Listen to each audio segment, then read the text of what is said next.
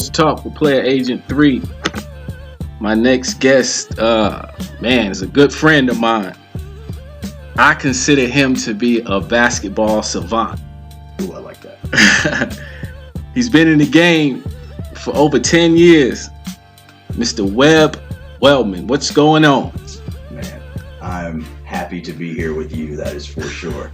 Like you said, my guy, that's an understatement. I've known you for almost 12 years now. That is crazy. Yep.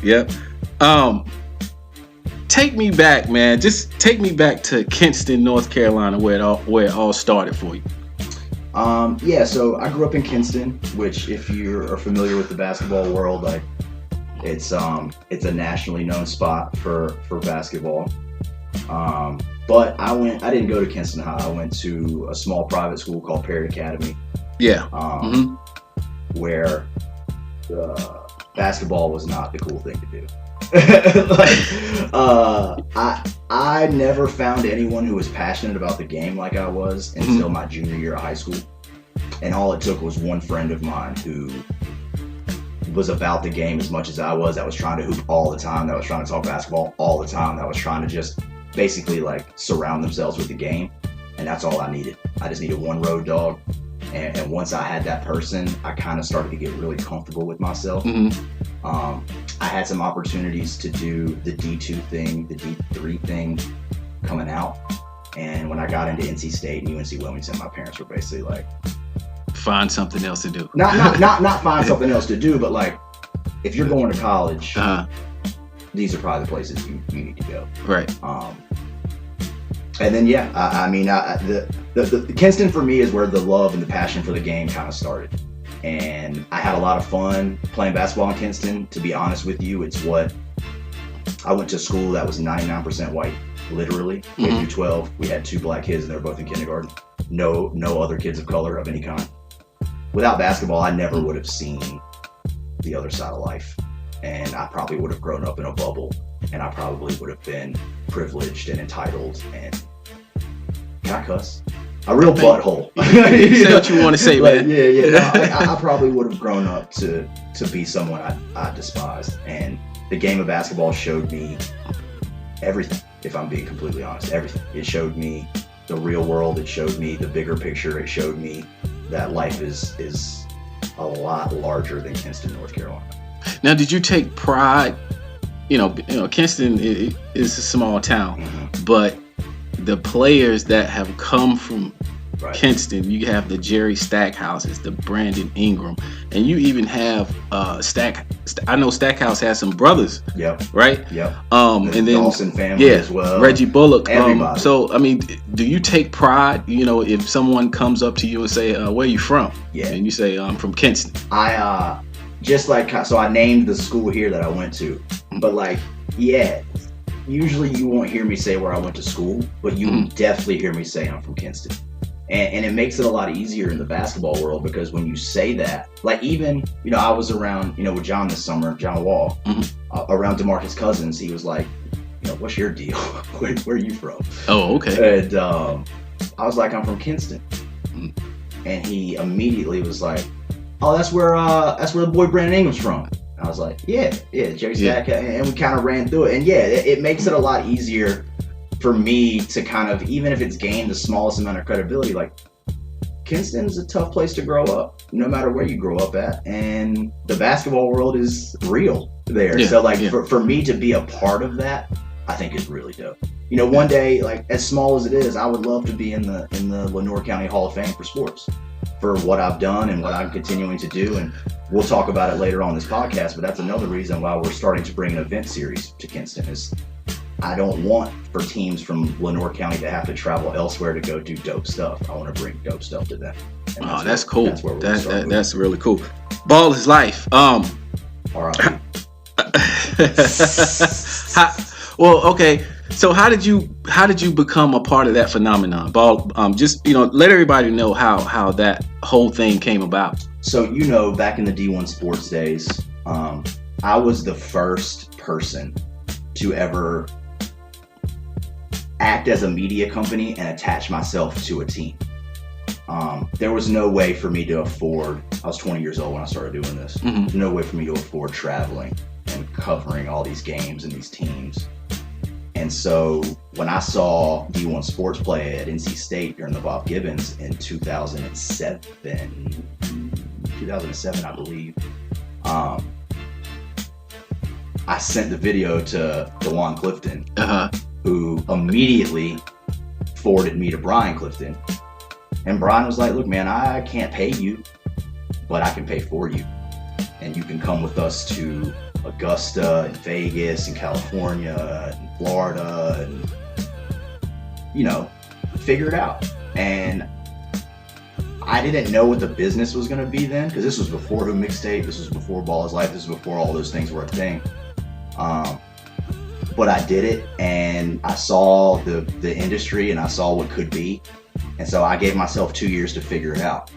Just short of 2 years after that point, when I was doing everything independently as One Entertainment, I had a Facebook chat sent to me from Matt Rodriguez, who is the head of BallisLife.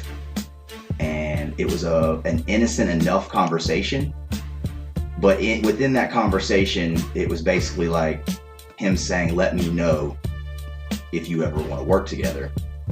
And I responded, if you've got something to offer, we should have a conversation. I wanted to hear what the plan was with the brand name, because to me, that was the biggest value. And then to make sure that I wasn't just going to be another camera guy, that I could make decisions and I could use my knowledge and my network and grow together. And so almost immediately that started in 2010. It took one long phone call, and you know, it was a 10-year relationship after that. So what was you was talking about, you just didn't want to be labeled as a camera guy. So what was your role at BallisLife? Like, what did you, on a day-to-day basis, what did you do there? I mean, for a long time, it was content creation. It was just, it was making videos and posting videos. But I think anyone who worked with me would tell you, you know, I don't work with BallisLife anymore, but a week ago I got a text message asking me if I could get up with somebody at Lou today to get them in for a credential. You know, I'm and you know me, so you know, like, I'm the relationship guy. I make sure that whoever I come across, I work hard and I work smart and I treat them well, so that door stays open. So for me, I was planning stuff, I was organizing stuff, I was building an East Coast network. I was working with companies like Under Armour and Adidas specifically, trying to save BallisLife costs while also creating content. And then as we've shifted, we moved into working directly with players. That's a tough one. I wore a lot of hats at BallisLife, but if you ask me, like, what are you most comfortable saying? Like, I made my money creating content. Okay. Oh, and you know, that's where, you know, you kind of got your start. Right. You know, that's where you know your foundation. Yep. You know, and it's not, you know, it's not easy to travel the country nonstop. You know, now that I'm kind of getting off of that finally after 12 years, you don't realize the toll it takes on you when you're gone for a weekend, you're back for a few days, you're working nonstop on everything you just shot. Then as soon as you're done, you pack your stuff right back up and you leave again. You're gone for another 4 days and you go from there to another location. Like, you know, I haven't been able to stay in one place for longer than 3 weeks since it's maybe 19, 20 years old. Well, I mean, hey, that's why that's why you're Webb. You know, I think that is a skill set within itself that I never even would have realized. But like, being able to live and function on the road, it's difficult. Now, D1 Sports, okay. 2010 is when I came on board. Talk about your role with D1 Sports and how that whole thing came into play with you traveling with D1 Sports and the things that you did for D1 Sports. That relationship was fairly mutual. Brian Clifton provided me with opportunities and introduced me to people that otherwise it would have taken me a long time to get around. And he introduced me to them in a way that I wasn't presented as the camera guy. I was presented as a marketing guy. I was presented as someone who can build a platform for these players, for these coaches, and for these teams. And so I got a lot of credibility right out the gate because of that. And I've always been fully aware. You know, for him, the benefit was, if we're being real, no one knows who D1 Sports is without me. Period. People know who John Wall is. People know who certain players are. But I was having this conversation with Word of God the other day. The difference is I presented it in a way that made the name on the jersey a brand name as well. Same with Word of God. Everyone was going to know who John Wall was with or without me. No one would have known who Word of God was without me. And that's same with D1 Sports. So for me, everything I was doing, like, we got to a point pretty quickly where, like, John doesn't need what we're doing. It's nice icing on the cake, but you're really just building branding for the next level.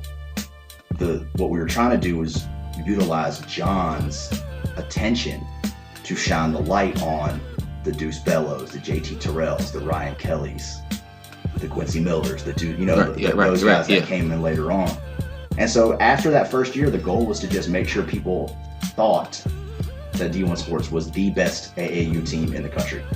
We didn't win any games. And you know that. The first year in Vegas, he did really well. But after that, like, and Brian would have told you, he could have cared less about winning games. Didn't matter. He wanted scholarships. Period. So, I mean, that's my job, was to make it all look right. Well, talk about staying with the D1 Sports theme. Talk about the guys, Quincy Miller, Deuce Bello, Brian Clifton, Tony Bergeron. Talk about some of those memories and some of the things that you remember. I mean, I was right there with you. Right. Is there anything that sticks out in particular about that time, when we had those guys? Quincy's always going to stick out to me. Quincy Miller, arguably still the best person I've ever had on camera. He's built for that. And it's crazy to me that he's as old as he is, and still no one from a media standpoint has figured that out. Like, Quincy Miller should be on camera still today, right now. He's captivating. Now, if his game had continued to progress and if the injury thing didn't happen, I would love to have seen where he ended up. But for me, doing the off the court stuff, another first, things that weren't being done yet. We started doing QTV and showing his personality and showing the fun, and like that's where I'm at now. I enjoy making that level of content now more than I do the video like the highlights. Everyone can do highlights. That's easy. Like, I want to show personality. I want to show, I want people to be able to, even with John now, like, everyone knows what kind of basketball player John Wall is, but how many people really know, like, the type of dude he is? Right. And so, like, with the series, the last 2 summers, same thing. Those series with John Wall started with QTV back in that day. So anytime I think, like, me and Brian Clifton, we have a friendship relationship that is weird and goes a bunch of different directions. But, like, I always think about the players. Every player that came through D1 Sports provided me with a level of confidence that I could have never gotten anywhere else. I was part of the team. I was part of the team. I mean, you were. And that played a big role for me. Like I said, and growing up in Kinston, I didn't have that. I had friends that were quicker to make fun of you and ridicule you than to lift you up. And so with D1 Sports, that was really the first time I had a team behind me that was like, yo, you're fire. Like, what you're doing is so dope. Right. And me giving them support with what they were chasing and them giving me support with what I was chasing. I mean, those are every single player that came through D1 Sports, from the top players all the way down to the guys that never got minutes. If any of those guys ever called me and asked me for something, if I could do it, I'm doing it. No questions asked. Yeah, that's good stuff. Now, I want to, this is the last question about D1 Sports, and I'm going to kind of put you on the spot. Why didn't D1 Sports pan out as, I like to think that D1 Sports was more than just a basketball team. I think it could have been a powerhouse. What happened? It wasn't built to sustain. If we're being completely honest, and again, Brian Clifton can attest to this, and I could be completely wrong about this.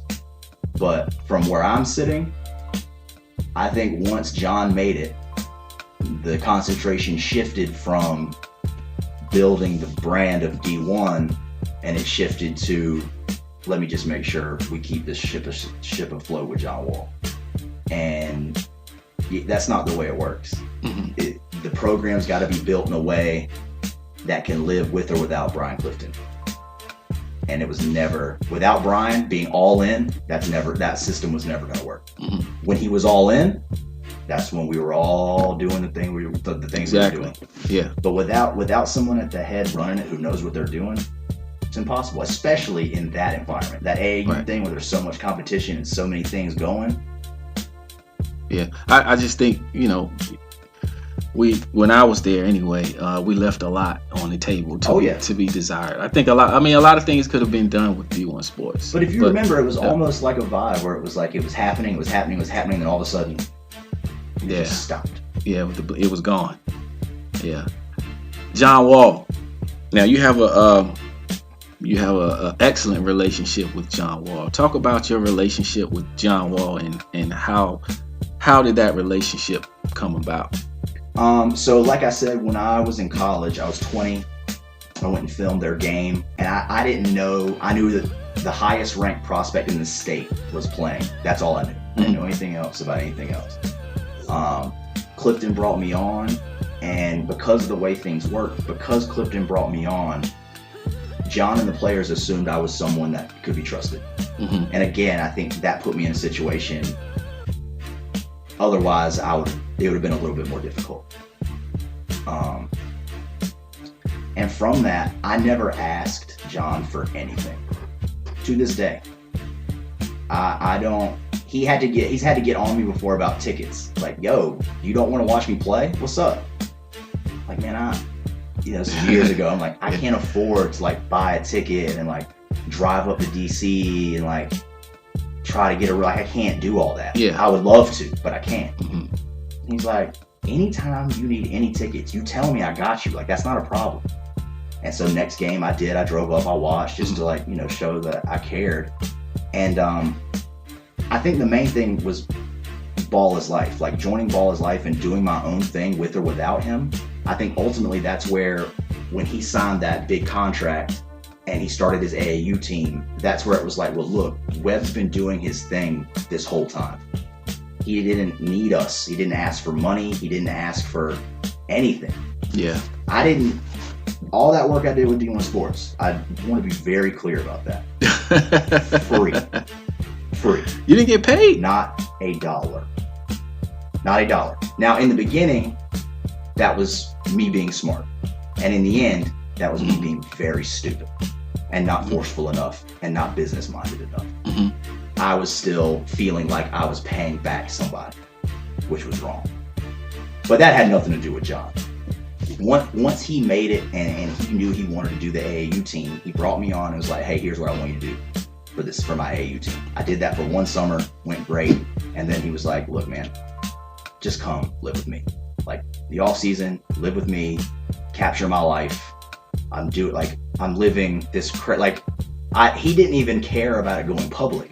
He wasn't worried about content to be posted. He just wanted, instead of having to telling his kids and grandkids later in life about all this cool stuff he did, he wanted to be able to be like, hey, Webb, can you make me a video from that time we did this and let me show my people? And I felt like I wasn't working enough. And then that's when the series came about. But ever since then, it's just whatever he needs from me, I'm here for him and vice versa. And I just try to make sure, being around him, you see how many people have their hands out. Both just normal, natural people within a circle that they need stuff, and that's just the way it works. And then also people who you would think they are crazy that ask for what they ask for. And regardless of who it is, I've always felt like I get that on a micro level, very small level, where it's young creators look to me to do things for them and help them. I can only imagine what it's like to live in his shoes every day. And I imagine I would much rather suffer through some things than to ever put my hand out to him and say, hey man, I need help. Yeah, I need you. Yeah. I need to be his friend always. and the business stuff can figure itself out. People like John need friends. Real life, care about you and where you're going to end up 10 years from now, friends. And I don't think just him. I think anyone who has the world at their fingertips, I think it's so much pressure and it's so much stuff that you would never anticipate. And it's like, it'll really will make you feel for those people. Like it's a burden that you would never anticipate. Yeah, I can imagine some of the things that you've seen, since you've been working with John. I wasn't ready for any of it, for sure. But I'm sure you're. But even like the D1 Sports Days, you remember me, like I'm the type to keep my mouth shut and to keep my eyes and ears open, and I'm just paying attention to everything because that's the easiest way to learn.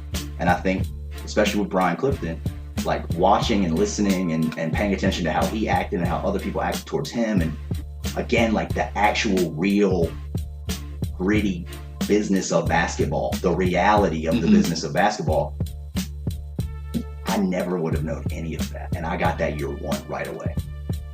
Hey, it's a blessing. Yeah, exactly. Now you're a big proponent of giving back, and you're associated with the Invitational, the John Wall Holiday Invitational. Yeah. Can you talk about that a little bit and how you became in the position to be, what is it, the director? Are you the director? I'm on the board of directors. Okay, so talk about that a little bit and how that's going for you. So when I first started covering the Holiday Invitational as a media member in 2008, and I was able to get in because the media director was from Kinston. Still the same media director today from Kinston. He wrote about me when I played high school basketball. So it was super easy to get in. The event paid some random guy to make a video for them beforehand, and he stole all my footage. So I went to the event director, Bill Sewell, who's my partner now, and I'm like, hey guy, what's up with this, And he was so apologetic, and but because of that, he was basically like, hey man, I'm familiar with all your work. Like, I think you're great. You should be involved here. Which pretty much led immediately into me helping pick the teams year to year. And over time, I played such a role that Bill felt like I needed to be on the board because I wasn't being paid. So it was like, he needs to have skin in the game. So let's get him on the board. He can make decisions. And then the not paying thing makes sense. So they put me on the board. The very first thing I did was got Capital Broadcasting out of there. High school OT, Capital, all that, get out of here. They were the title sponsor. As soon as the contract was up, gone. First thing we do, John, $50,000, event's yours if you want it. He comes and checks it out. He's like, yep, this is what I thought it was. Let's do this. So bringing him on as the title sponsor basically allowed us to put on the best event possible without having the corporate people behind us trying to tell us how to do our jobs. So that was the game changer. Putting an event for the player, by the player, that's where everything changed. And then for me, I know the community here. I know the basketball community. I know what people want. I know what people want to see. And me and Donnie know that there's a big difference between nationally ranked players and players that bring a crowd. And I think a lot of tournaments don't get that. I don't care if you're the number 2 kid in the country. If you're a 7-foot big man shooting layups all day, we're good on you. That's not bringing our crowd out.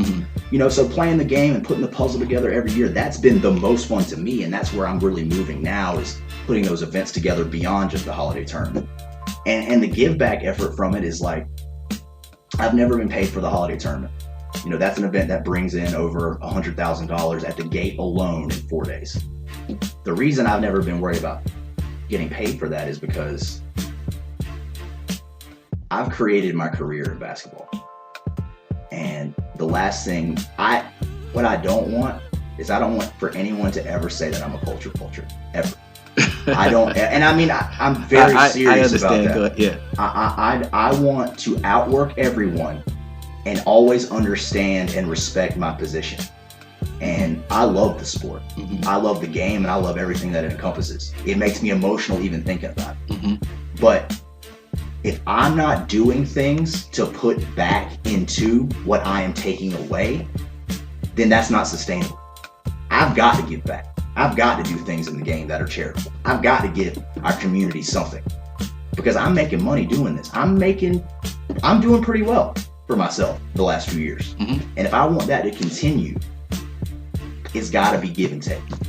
Right. And so that holiday tournament, the event we're doing in Kinston, anything that I can set up as a nonprofit and to put money back into the schools, back into the communities, I'm with that. I will always be with that. And I got that straight from my dad. That's just, I think that's part of how I was raised. You're doing a hell of a job, with this holiday tournament. You actually, how many hats do you wear, man?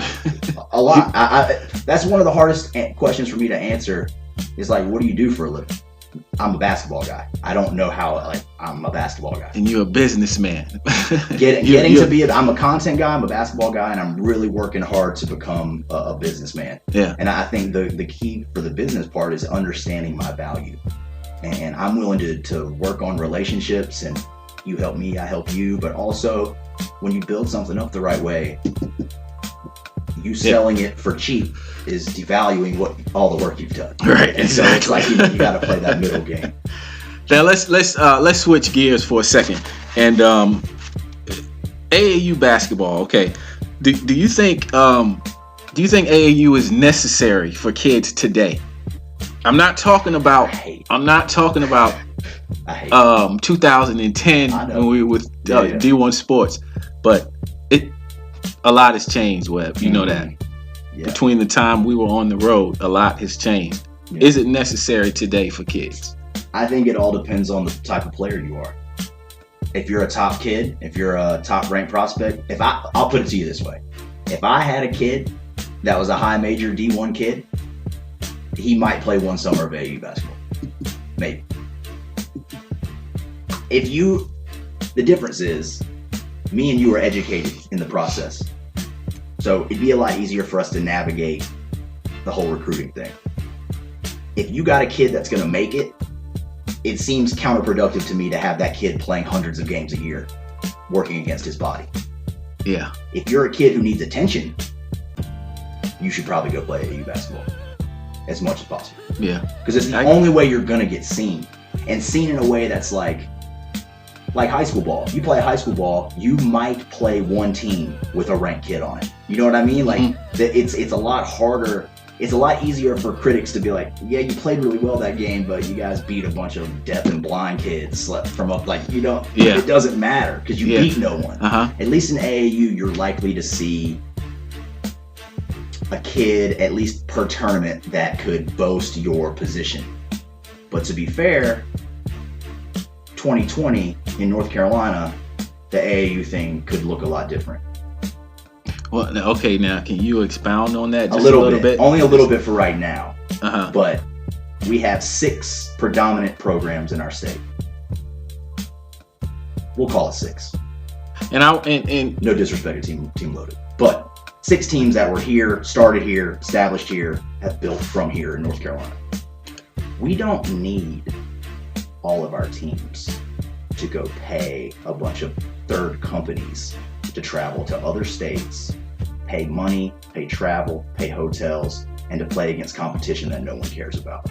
It would be much more advantageous to play in the state, in a league, against other top programs in the state, and create a system to where those games are live streamed, those games are covered from one court, all of our stats are kept, and all the national scouts know every game they play, they are playing against a full roster of D1 and D2 kids.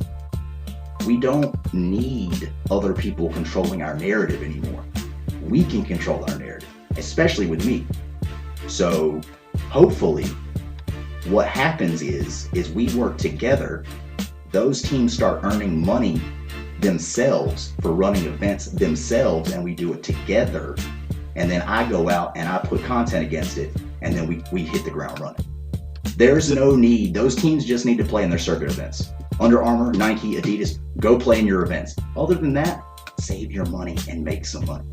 And we're working towards that right now. Yeah, it sounds like you're already on it. Well, yeah. What I mean is like we're all coming to the table very soon. Okay. And based on the conversations we've had up to this point, I think as long as we keep the mission the same and it's about the teams and the programs, I think we're going to hit next year hit the ground running. It's going to be a really unique situation that if it's done the right way, we will have copycats in other states moving forward. And you know me, I love a copycat. Okay. Mixtapes. Yep. R.I.P. Are they necessary for kids? Absolutely not. And they're dead. They're dead. People don't want to see mixtapes anymore. People want to see recruiting tapes. People want to see live action videos put together. Mixtapes are fun for creators, but no one watches them. Like, the only mixtape I do every year now is the holiday recap. That's it. Okay, well, and kids, but the kids don't believe that. Kids, they think coaches want to see that. But you have to realize, everyone likes to see themselves.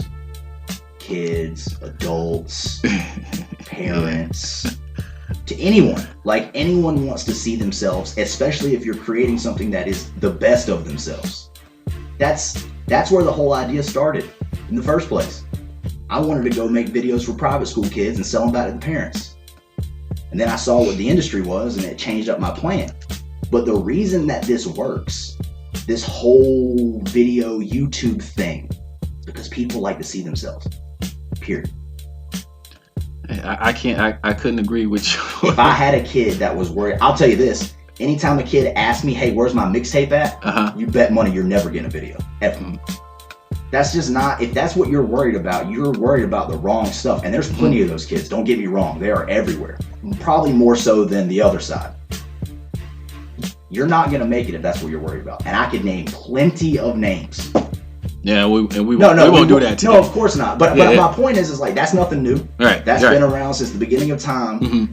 And typically the kids who are worried about that are the same kids that you're like, hey, whatever happened to so-and-so? Oh, they went to college. You never heard from them again. Yeah. So I got a couple more questions for you, but this question right here, I'm kind of going to put you on the spot, but I know you're going to be biased. I'll tell you if it's biased. Top 5 AAU programs in North Carolina. Oh, that's not that hard. Garner Road for sure.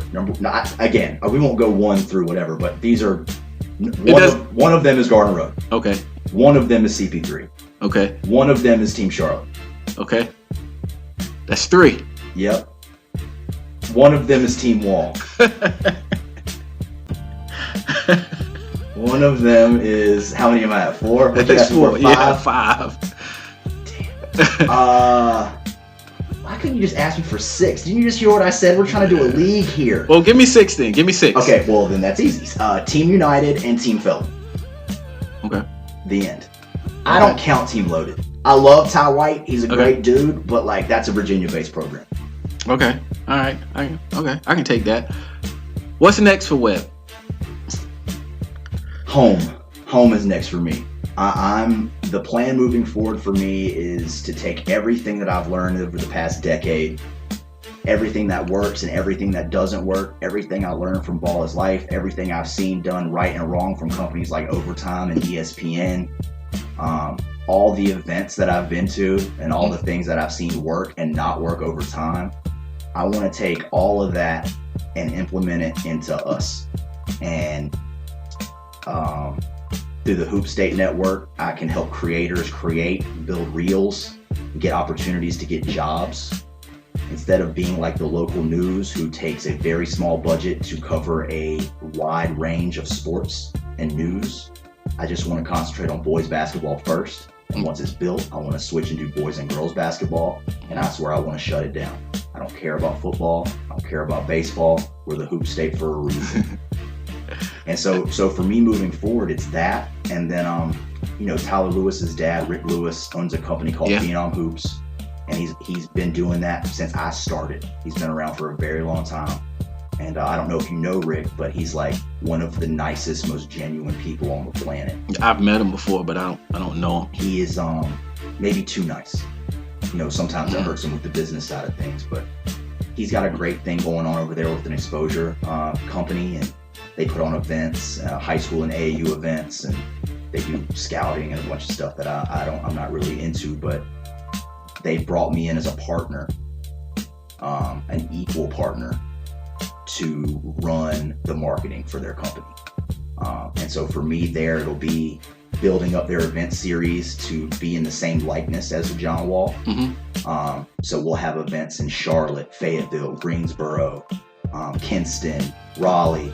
Every year, we'll have events in every major basketball city, and we'll bring the best talent from those cities as well as the best talent from around the state, and eventually start to bring in national teams and really build something to where, again, I don't want our players to feel like they've got to leave home to go get ready for college. I don't want our players to feel like, our teams to feel like they've got to go to Florida, Milwaukee, New York, Massachusetts, like to go play nationally ranked teams. We've got the platform. They will come to us, and I'm the guy that can get them here. And so I want to be better than Dave Tellep. I want to be the guy where if you want to get something done in North Carolina, you're calling me first, period. And that's going to take some time. And I've set myself up the right way to this point through the things we've talked about here. But I mean, I want to be the man. If we're being like, I want to be the man here. I want for North Carolina I want for people to look at us and be jealous from a basketball standpoint. I want them to wish they lived here. Well, you're already the man, Webb. That goes without saying.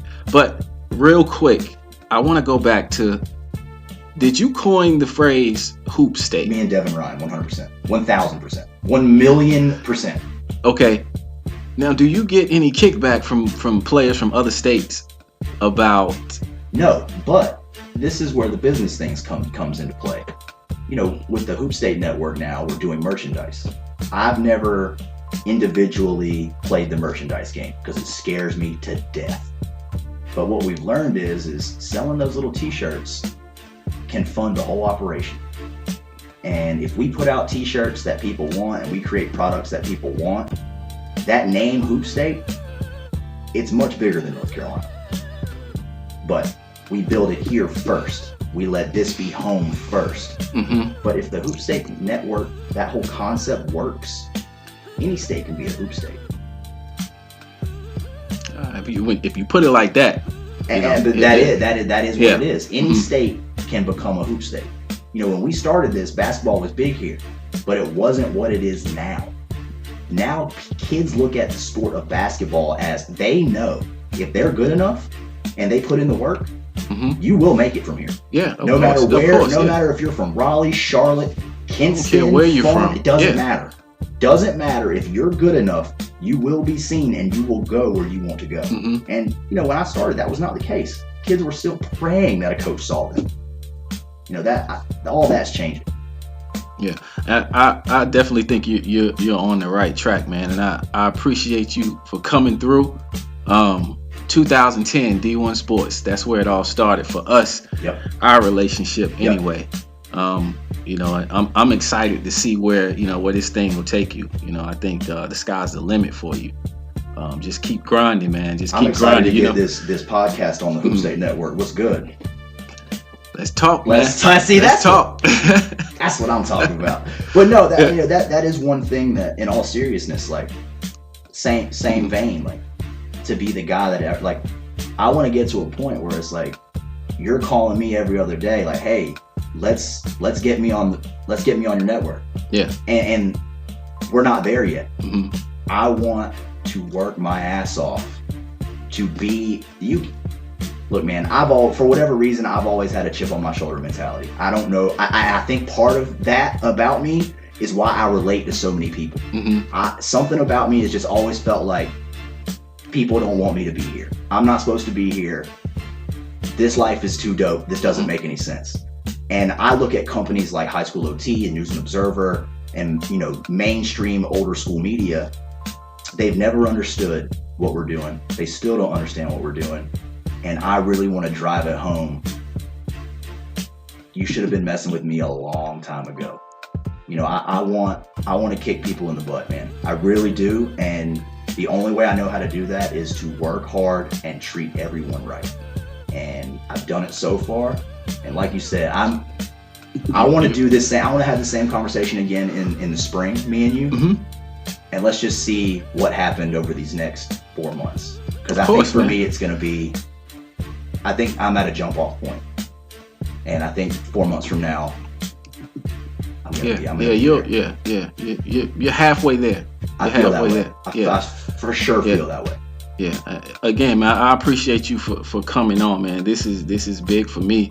Hopefully I can get you on again. And always, we can talk. anytime. I mean, I have a lot of more questions that I can ask you, but anytime you want me to be here, I'm here. And vice versa. If you ever want to come on with us and chop it up, we got places for you. You know what I mean? We got plenty of places you can come and jump. You can come on with me and Rob. We'll chop it up. We're doing the whole live thing now too, so we'll put a little pressure on you. Sounds good, man. I will be remiss if I don't say this. Monday, September 9th, we are releasing all of the John Wall Holiday Invitational teams live on the Hoop State Network. So jump over to us on Twitter at the Hoop State. You'll see all the links there. 7 o'clock on Monday night, this upcoming Monday, we are releasing all 20 teams, 4 more than usual. We got news and updates and a ton of stuff you're not going to want to miss. We have put together legitimately the best basketball tournament in the country this year. And I mean this when I say it, it's not even close. There you go. You hear it, Mr. Webb Wellman. Sports Talk with Player Agent 3.